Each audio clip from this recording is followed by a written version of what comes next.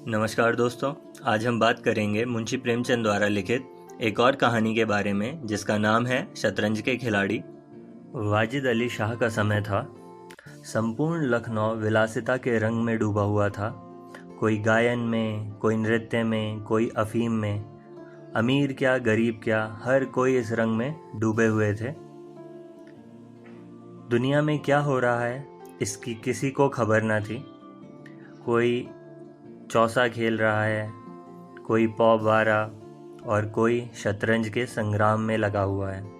और लोगों का मानना है कि शतरंज खेलने से बुद्धि तीव्र होती है और कठिन निर्णय आसानी से लिए जा सकते हैं। मिर्ज़ा सज्जाद अली और मीर रोशन अली दोनों शतरंज खेलते थे और वे इतना ज़्यादा खेलते थे कि उन्हें न दिन का पता चलता था और ना ही रात का।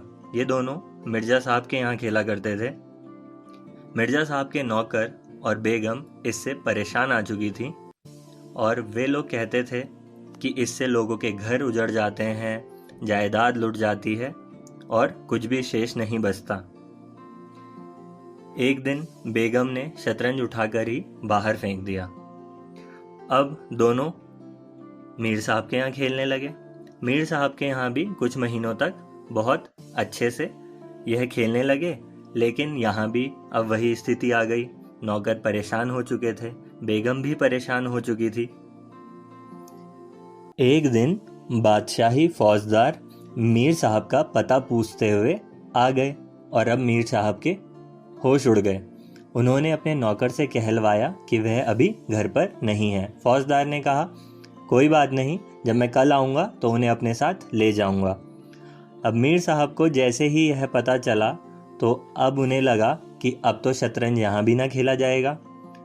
तो अब दोनों ने यह तय किया कि कल से गोमत किनारे जो खंडर है उसमें वे शतरंज खेलेंगे। साहब और मीर साहब अगले दिन खंडर पहुँचे। मिर्ज़ा हारे जा रहे थे। फिर एक और खेल हुआ। मीर साहब जीते, मिर्ज़ा हारे। नवाब वाजिद अली शाह को पकड़ लिया गया। संपूर्ण शहर में एक बूंद खून भी न गिरा। मीर साहब जीत रहे थे और मिर्ज़ा साहब हार रहे थे और अब एक चाल को लेकर दोनों के मध्य झगड़ा शुरू हो गया और दोनों एक दूसरे को भला बुरा कहने लगे।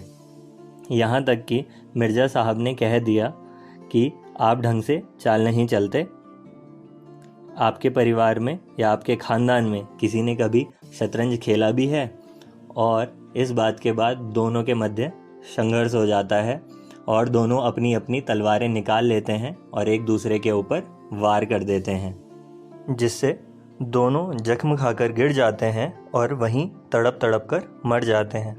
अपने बादशाह के लिए जिनकी आंखों से एक बूंद आंसू न निकला, उन्हीं दोनों प्राणियों ने शतरंज के वजीर की रक्षा में अपने प्राण दे दिए। इस कहानी द्वारा मुंशी प्रेमचंद ने लखनऊ के नवाबों पर एक करारा व्यंग किया। भाव यह है कि अगर समय रहते सभी लोग अपनी स्वाधीनता का सम्मान करते तो परतंत्रता न देखनी पड़ती।